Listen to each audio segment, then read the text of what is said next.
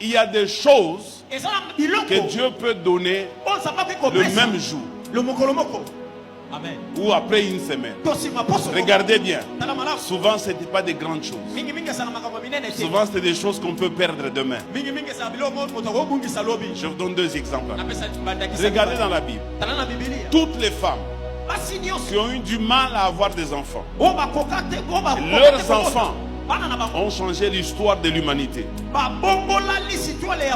Je suis dans la Bible. Regardez toutes les femmes dont on parle qu'elles ont été rendues stériles.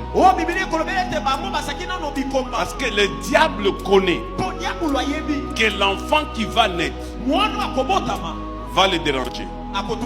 Il préfère l'étouffer dans l'œuf pour qu'il ne naisse pas. Parce que dès qu'il naît, ça sera difficile. Et deuxième chose, vous allez constater que les enfants qui ont une grande destinée, que les dames n'ont pas su maintenir dans le sein maternel, quand ces enfants naissent, ils sont très combattus. Ils vivent dans des moments très compliqués. Les hommes qui ont de grandes destinées, leur vie n'a jamais été facile.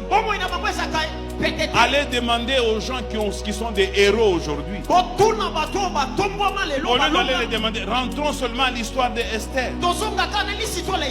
Toutes les filles qui sont ici, elles souhaiteraient un jour devenir une reine. Mais regardez la souffrance de cette jeune fille.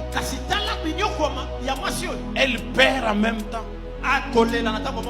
Elle perd. Papa, maman. Je ne peux pas vous annoncer l'importance et le rôle d'un papa et d'une maman dans la maison. Une maman peut ne pas savoir parler français, mais ça reste une maman. Amen. Vous savez, les mamans nous aiment vraiment. Amen. Si, les mamans nous aiment vraiment. Moi, j'ai vu un jour ma femme. Elle fait quelque chose que moi, je ne peux jamais faire.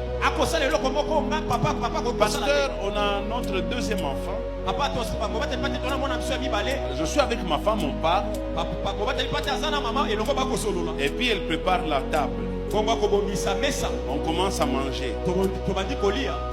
Et puis l'enfant qui était à côté là, la morve commençait à déranger un peu. Ma femme a arrêté de manger. Et elle avait sa bouche.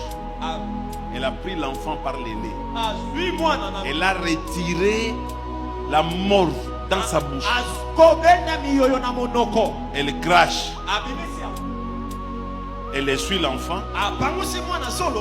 Elle continue de manger. Ah non, acclamez pour les mamans.